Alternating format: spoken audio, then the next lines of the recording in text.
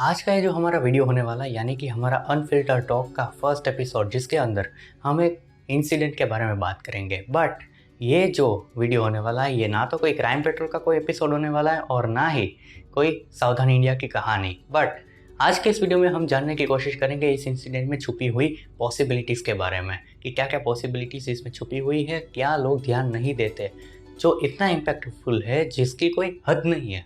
तो ये जो इंसिडेंट है वो यूपी के लखनऊ शहर में रहने वाले एक 16 साल के लड़के के बारे में है। जैसे आम बच्चे होते हैं वैसे ही एक 16 साल का लड़का अचानक रात को 3 बजे अपने पापा की लाइसेंस पिस्तौल लेके अपनी माँ के माथे पे गोली मारकर हत्या कर देता है, जिसका कारण बताया जा रहा है ऑनलाइन गेम्स का एडिक्शन, और स्पेसिफिकली बात की जाए तो पबजी। हालांकि ये रीज़न तो हमें मीडिया ने बताया है, पर क्या इसमें पूरी तरह से सच्चाई है? क्या बस ऑनलाइन गेम्स खेलने से मना करने पे कोई भी इंसान अपनी माँ का खून कर सकता है? आधी बात पे कोई भी कंक्लूजन निकालना ये सरासर नाइंसाफी होगी। इसलिए सबसे पहले मैं आपको पूरा इंसिडेंट बताता हूँ। अगर आप चाहे तो इस इंसिडेंट का पूरा आर्टिकल पढ़ सकते हैं। मैं आर्टिकल की लिंक आपको नीचे डिस्क्रिप्शन में दे दूंगा। जब इस मामले की जांच हुई तो पुलिस ने उस लड़के के स्टेटमेंट में ये पाया कि उस लड़के ने ये खून जानबूझकर पूरे होशो हवास में किया है, जिसका इस लड़के को ज़रा सा भी अफसोस नहीं है। अब जिस वक्त ये खून हुआ उस वक्त उस घर में बस 3 लोग मौजूद थे। एक तो जिसने ये खून किया है वो लड़का, दूसरा जिसका खून हुआ है वो उसकी माँ, और तीसरी इस लड़के की छोटी बहन जिसकी उम्र महज 10 साल की है। जी हाँ, इस लड़के के पिताजी घर पर नहीं थे क्योंकि वो एक आर्मी मैन है और इस वारदात के वक्त उनकी पोस्टिंग वेस्ट बंगाल में थी और वो वहाँ पे अपनी ड्यूटी कर रहे थे। और ये बात जानकर इसमें बिल्कुल भी कोई हैरानी नहीं रह जाती कि उस घर में एक लाइसेंस्ड पिस्तौल कहाँ से आई। खून कर देने के बाद ये लड़का अपनी माँ की बॉडी को अंदर वाले कमरे में छुपा देता है और साथ में अपनी छोटी बहन को मार देने की धमकी देके चुप करा देता है, ताकि किसी को भी इस इंसिडेंट की भनक भी ना लगे। यहाँ तक तो ये बात पूरी समझ में आती है, पर खून करने के बाद और लाश को छुपा देने के बाद ये लड़का अपने दोस्तों को अपने घर पे बुलाकर पार्टी करता है। और यही वो पॉइंट है जहां मेरा ध्यान खींचता चला गया। आखिर ऐसी क्या बात हुई? आखिर ऐसा क्या हुआ जिससे ये लड़का इतना खुश हो गया कि पार्टी करने लगा? और वो भी खून करने के बाद। खुश हो जाना, पार्टी करना और वो भी किसी का खून कर देने के बाद, ये कोई पागलपंती की निशानी नहीं है। ये बात समझाने के लिए मैं आपको एक बात बताता हूँ। ये बात उस वारदात से करीब 2-3 दिन पहले की है, जब उस लड़के की मम्मी ने उसको बहुत डांटा था क्योंकि उस घर में से कुछ पैसे गायब थे और इस लड़के की मम्मी को पूरा शक था कि कहीं ना कहीं हो ना हो ये पैसे इसी ने लिए हैं, इसी लड़के ने लिए हैं। हालांकि वो पैसे कुछ देर बाद मिल भी गए, जो कि उस लड़के ने नहीं लिए थे। इसका पॉइंट क्या है? ये बात समझाने के लिए मैं आपको एक कहानी सुनाता हूँ। ये कहानी कहीं से सुनी हुई नहीं है, ना तो कहीं से पढ़ी हुई है। ये हमारी रूटीन लाइफ की कहानी है जो कि आज के ज़माने में चल रही है ऑलरेडी। अगर ये कहानी आपको अच्छे से समझ में आ गई तो समझ लीजिए आपको लाइफ का बहुत बड़ा एस्पेक्ट, या कह लीजिए माइंड का एक बहुत बड़ा एस्पेक्ट समझ में आ गया। सपोज कीजिए एक ऐसी लड़की है करीब 23-25 साल की, और आज भी कई जगह ऐसी है जहाँ पे लड़की क्या करेगी क्या ना करेगी उसका फ्यूचर डिसाइड करना उसके ससुराल वालों के हाथ में होता है। अब घरवाले तो करवा देते हैं शादी, अब लड़की को बिल्कुल नए एनवायरनमेंट में एडजस्ट करने में थोड़ा टाइम तो लगेगा ही ना। एकदम से तो सबके साथ पूरी तरह से ट्यूनिंग नहीं बन सकती। और अभी भी चलो माइनर एडजस्टमेंट चल रहे होते हैं, पर जब बच्चे हो जाते हैं तब अब तक जो भी कर रहे थे वो सब एक तरफ, जो करना चाहते थे वो सब एक तरफ, और बच्चे की जिम्मेदारी एक तरफ। अब क्या होता है, बच्चे संभालते संभालते जैसे थोड़े बच्चे बड़े होते हैं ना, असली दिक्कत तब शुरू होती है। अब अगर आप बच्चे के पर्सपेक्टिव से देखो तो वो बिल्कुल एक ब्लैंक पेपर की तरह है, यानी कि पूरा कोरा कागज़ जिसके माइंड में कोई भी प्रोग्रामिंग नहीं हो रखी है। अब ये माँ बाप के हाथ में होता है, उसके पेरेंट्स के हाथ में होता है कि वो बच्चे को कैसा बनाए। फॉर एग्ज़ाम्पल ये बिल्कुल ऐसा है जैसे माँ बाप के सामने कोई एक ब्लैंक ड्राइंग शीट पड़ी है जिसके ऊपर वो कुछ भी बना सकते हैं। अपनी बातों से, अपनी परवरिश से, अपने ज्ञान से, अपने थॉट से, अपने संस्कार से कुछ भी बना सकते हैं उसके ऊपर। और दूसरी तरफ अगर आप देखें तो बच्चे के पर्सपेक्टिव से वो बच्चा भी तो इस दुनिया को देख रहा है, वो भी तो कुछ ना कुछ सीख रहा है, देख रहा है, सुन रहा है, एक्सपीरियंस कर रहा है, ऑब्जर्व कर रहा है। और ये सब करते करते उस ड्राइंग शीट पे अपने आप कुछ ना कुछ बनने लगता है। वो बच्चा अपनी तरह से सब कुछ देख रहा है, ना तो वो पूरी तरह से वैसे देख रहा है जैसे सामने वाला दिखा रहा है, यानी कि उसके माँ बाप जो बता रहे हैं, ना तो वैसे देख रहा है और ना ही अपनी तरह से कुछ भी बना रहा है। वो इन दोनों का कॉम्बिनेशन है। सामने वाला कुछ बोल तो रहा है, पर बच्चा अपनी तरह से इंटरप्रेट करके खुद अपने माइंड में कुछ ना कुछ बना रहा है। अब ध्यान से सुनना कि गड़बड़ कहाँ पे होती है। पेरेंट्स को ये लगने लगता है कि बच्चा जो कुछ भी हरकतें करता है ना, वो अपने आप नहीं करता, धीरे धीरे वो जानबूझकर करता है। जैसे जैसे बच्चे बड़े होते हैं, ऐसा समझते हैं पेरेंट्स कि वो जो बच्चा जो भी हरकतें कर रहा है वो जानबूझकर कर रहा है। अगर वो कुछ हरकतें ऐसी कर रहा है जो माँ बाप को अच्छी लगती है तो उस पर क्यूटनेस का टैग लगा दिया जाएगा। और अगर कुछ ऐसी हरकतें करता है जो कि माँ बाप को परेशान करने वाली होती या उनको अच्छी नहीं लगती, तो वो बोलते हैं कि ये तो है ही शैतान। अब इस बारे में उस बच्चे को क्या पता कि वो क्या हरकत कर रहा है, उसके लिए क्या सही और गलत है। वो तो बस कर रहा है जो कुछ कर रहा है, और उसको ये क्या पता कि वो जो हरकत कर रहा है उसका मतलब इस दुनिया में क्या होता है। अब सिंपल सी बात है कि बच्चे को क्या लेना देना कि कौन सी हरकत कैसी है, सही है या गलत है। अब ये सही गलत के कॉन्सेप्ट तो हमारे माइंड में है ना। माँ बाप ने जो जैसी ज़िंदगी जी है, जैसी दुनिया देखी है, जैसे सब जीते आए हैं, उस हिसाब से कुछ सही गलत के कॉन्सेप्ट बन गए हैं, और वही सही गलत के कॉन्सेप्ट और लेबल्स हम बच्चे को सिखा रहे हैं और बोल रहे हैं कि ये सही है, ये गलत है, और उस हिसाब से उसको हम कंट्रोल करने की कोशिश करते हैं। अब इससे होता क्या है कि बच्चा कभी भी कुछ ना कुछ कर देता है, कुछ भी हरकत कर देता है जो माँ बाप को एनोइंग लगती है, परेशान कर देने वाली लगती है, तो क्या करते हैं कि वो बिना सोचे समझे बच्चे को कभी कभी कुछ भी बोल देते हैं, कभी कुछ भी डांट देते हैं, कुछ भी सुना देते हैं, कुछ भी बोल देते हैं। पर उनको ये नहीं पता होता कि उनकी एक छोटी सी बात का असर बच्चे के माइंड पे क्या होता है। जैसे मैंने पहले ही बताया कि बच्चा जो है एक ब्लैंक ड्राइंग शीट की तरह है, जैसे रंग भरोगे बच्चा वैसा ही बनेगा। अब ऐसी जो छोटी छोटी छोटी छोटी डांट होती है ना, ऐसे समझ लीजिए कि वो डांट जो है वो एक टाइप का काला कलर है, जिससे कि आप ड्राइंग शीट पे बहुत सारे छोटे छोटे डॉट्स बना रहे हैं, अपने ड्राइंग शीट पे काला कलर कर रहे हैं, जो कि निशानी है नेगेटिविटी की। अब एक फिल्टर क्या होता है कि एक इंसान की सोच दूसरे इंसान से बिल्कुल अलग होती है।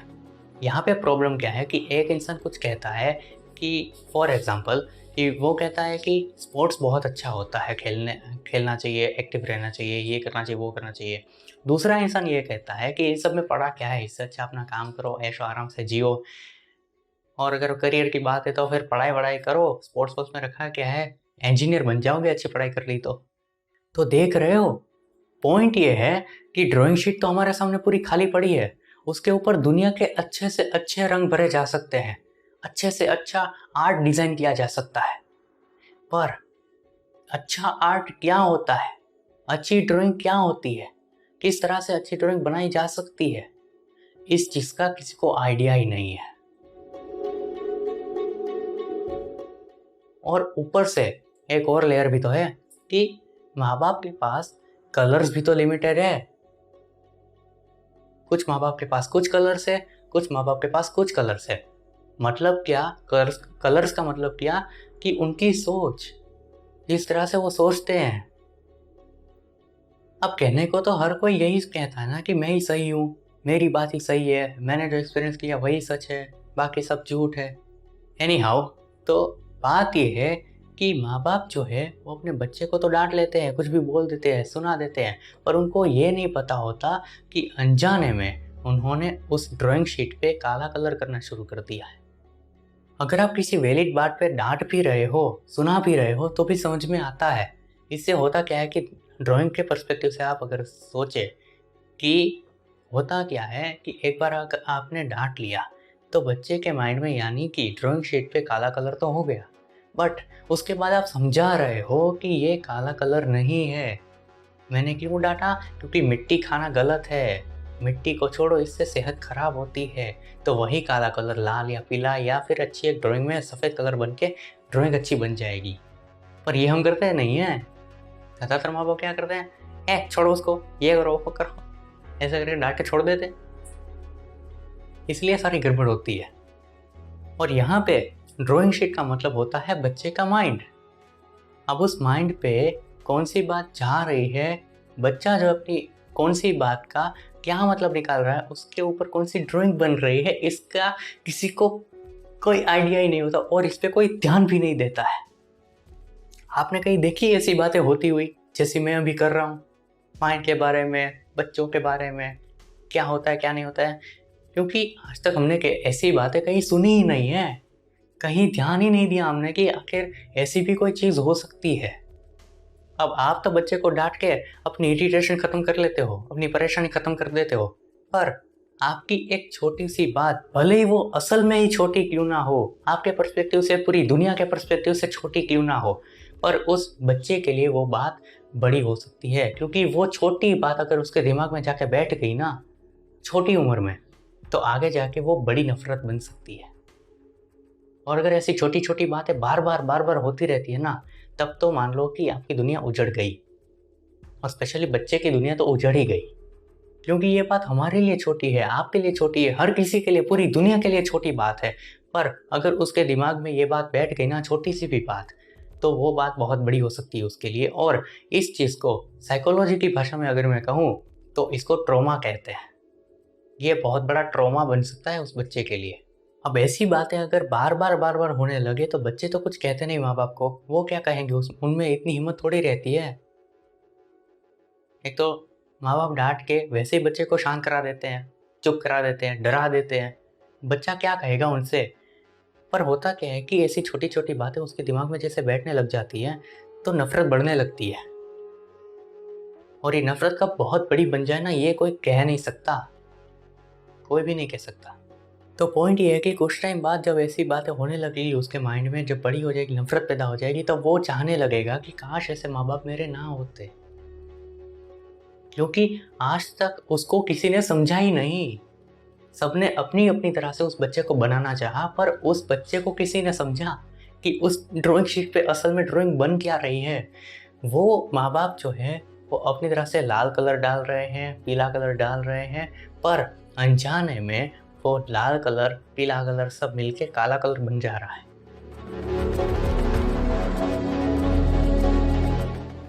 और ये बात हमने कभी समझी नहीं। अब ये कहानी यहाँ पे ख़त्म होती है। अब ज़रा सोचिए कि अगर आप किसी से इतनी ज़्यादा नफरत करते हो और वो इंसान आपकी ज़िंदगी से हमेशा के लिए चला जाए, तो आपको कितनी खुशी मिलेगी। अच्छा लगेगा या नहीं लगेगा, पार्टी करने का मन करेगा या नहीं करेगा।